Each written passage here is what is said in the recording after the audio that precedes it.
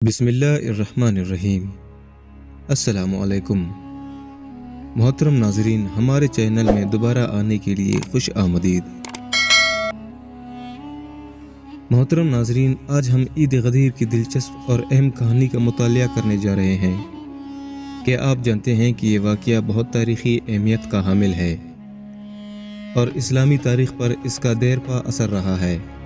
آئیے ان پیچیدگیوں کو دور کریں اور عید غدیر کے اصل جوہر پر روشنی ڈالیں۔ محترم ناظرین، یہ واقعہ اسلامی عقیدے میں ایک اہم لمحہ کی نشاندہی کرتا ہے جو امام علی علیہ السلام کے پیغمبر اسلام کے جانشین کے طور پر تقرری کی نشاندہی کرتا ہے۔ اس کی اہمیت بہت گہری اور دنیا بھر کے مسلمانوں میں اس کی گونج جاری ہے۔ محترم ناظرین، یہ نبی صلی اللہ علیہ وآلہ وسلم کی آخری زیارت کے دوران تھا، جسے حجۃ الوداع کہا جاتا ہے۔ آپ صلی اللہ علیہ وآلہ وسلم نے غدیر خم میں ایک اہم اعلان کیا۔ اس اعلان نے امام علی علیہ السلام کے لیے امت مسلمہ کی رہنمائی میں اہم کردار ادا کرنے کی راہ ہموار کی۔ محترم ناظرین، عید غدیر کا اہم لمحہ امام علی علیہ السلام کو پیغمبر اکرم صلی اللہ علیہ وآلہ وسلم کے صحیح جانشین کے طور پر واضح عہدے کے گرد مرکوز کرنا تھا۔ اس اہم اعلان نے امام علی علیہ السلام کی قائدانہ خصوصیات اور اسلامی معاشرے میں ان کے اٹوٹ مقام کی تصدیق کی۔ اس نے خلافت کی جانشینی میں ایک اہم موڑ کا نشان لگایا۔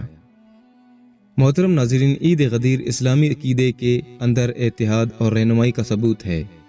اس کی پائیدار اہمیت نبی صلی اللہ علیہ وآلہ وسلم کی طرف سے مقررہ کردہ صحیح قیادت کو پہچاننے اور عزت دینے کی اہمیت کو واضح کرتی ہے۔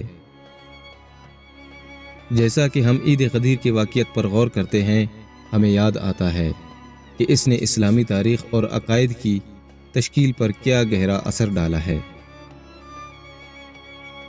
محترم ناظرین، جب جبرائیل امین ہمارے پیارے نبی حضرت محمد صلی اللہ علیہ وآلہ وسلم کے پاس یہ خبر لے کے آیا کہ اے اللہ کے رسول، جس طرح آپ کو عالم ارواح میں جو دکھایا گیا، اس مطابق یہ سال آخری سال ہے، اگلے سال آپ اپنے اللہ سے ملاقات کریں گے۔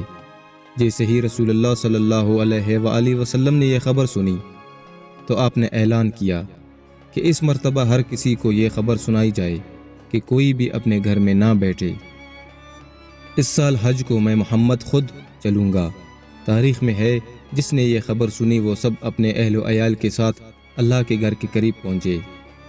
تمام اصحاب نے رسول اللہ صلی اللہ علیہ وآلہ وسلم کے ساتھ حج کیا اور اصحاب رسول اور خود رسول مکہ سے مدینے کی طرف چلنے لگے۔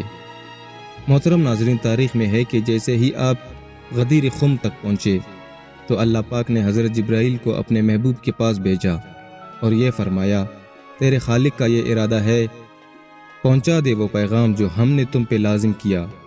اگر آج یہ پیغام حق نہیں پہنچایا تو سمجھ لینا کہ تم نے رسالت کا کوئی بھی کام انجام نہیں دیا۔ تو اللہ کے رسول صلی اللہ علیہ وآلہ وسلم نے یہ حکم نافذ کیا کہ جو آگے چلے گئے ہیں ان کو بلایا جائے اور جو پیچھے رہ گئے ہیں ان کا انتظار کیا جائے، کیونکہ اللہ کا ارادہ ہے کہ میں یہاں ایک خطبہ دوں۔ محترم ناظرین، وادی غدیر ایک مرکز تھا، کیونکہ یہاں سے مدینے والے مدینے کے لیے روانہ ہونے تھے اور دوسرے اصحاب اپنے اپنے گھر اور دیہات کو جانے تھے۔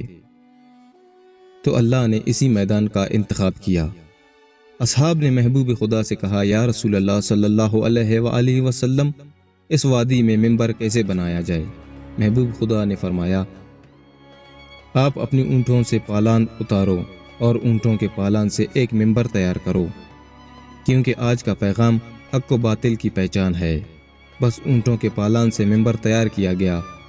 تو جب تمام اصحاب پہنچے تو اللہ کے رسول منبر پر آئے اور فرمانے لگے، اے لوگوں، میں وہ محمد ہوں جس کو اللہ نے منتخب کیا تاکہ میں تم لوگوں کو اللہ کا دین سمجھا سکوں، حلال و حرام میں فرق بتا سکوں، اللہ کی کتاب یعنی قرآن تم تک پہنچا سکوں۔ لیکن ان قریب میں تم لوگوں میں نہیں رہوں گا، تم لوگوں سے بچھڑ جاؤں گا۔ میرا پیغام رہے گا مگر مجھے تم نظروں سے دیکھ نہیں پاؤ گے۔ محترم ناظرین، اصحاب رونے لگے۔ اتنی دیر میں آپ نے فرمایا، اگر تم چاہتے ہو کہ روز میں شر آ کے مجھ سے ملو تو دو چیزوں کو کبھی نہ بلانا، کبھی مت چھوڑنا، ایک اللہ کی کتاب اور دوسری میری اہل بیت۔ اگر تم لوگوں نے قرآن اور اہل بیت کو ساتھ رکھا تو روز محشر حوض کوثر پر مجھ سے ملو گے اور میں محمد تمہاری شفاعت کروں گا۔ اور آپ نے حضرت مولا علی کو ممبر پہ بلایا اور تمام اصحاب سے مخاطب ہو کے فرمانے لگے، بتاؤ میں کس کس کا مولا ہوں؟ ہر کوئی ہاتھوں کو اٹھا کر کہنے لگے، یا رسول اللہ آپ ہمارے مولا ہیں، یا رسول اللہ آپ ہمارے آقا ہیں۔ پھر آپ نے مولا علی کا ہاتھ بلند کر کے فرمایا، من کنت مولا فہذا علی مولا، جس جس کا میں مولا ہوں اس کا یہ علی مولا ہے۔ تمام اصحاب اللہ اکبر کی صدائیں بلند کرنے لگے۔ اتنی دیر میں ایک منافق آ کے کہنے لگا، یا رسول اللہ یہ پیغام آپ اپنی طرف سے سنایا ہے یا اللہ کی طرف سے؟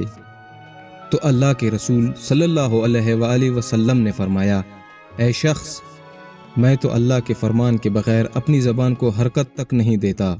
تو وہ شخص کہنے لگا، اے اللہ کے رسول، اگر یہ پیغام اللہ کی طرف سے ہے تو اللہ سے کہہ دو مجھ پہ عذاب نازل کرے۔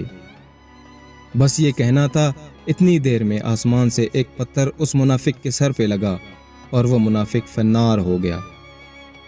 اصحاب نے جیسے ہی یہ منظر دیکھا تو علی مولا کی صدائیں بلند کرنے لگے، اور اللہ کے رسول نے ہاتھوں کو اٹھاتے ہوئے فرمایا، اے اللہ، جو اس علی کا دشمن وہ میرا دشمن، اور جو میرا دشمن وہ اللہ کا دشمن، اور جو اس علی کا دوست وہ میرا دوست، اور جو میرا دوست وہ اللہ کا دوست ہے۔ اے اللہ، اپنی برکتیں رحمتیں اس پر نازل فرما جو علی سے محبت رکھتا ہو۔ اے اللہ، اس پر لعنت کر جو اس علی سے بغض اور دشمنی کرے۔ محترم ناظرین، تاریخ میں ہے کہ ہر کوئی علی کو مبارکباد دینے لگا۔ اللہ کے رسول نے ایک خیمہ نصب کیا اور اللہ کے رسول نے فرمایا کہ ہر کوئی ایک ایک کر کے علی کے ہاتھ پہ ہاتھ رکھے اور علی کی سرداری کو قبول کرے۔ محترم ناظرین، تاریخ نے لکھا کہ 3 دن تک یہ بیعت کا سلسلہ چلتا رہا۔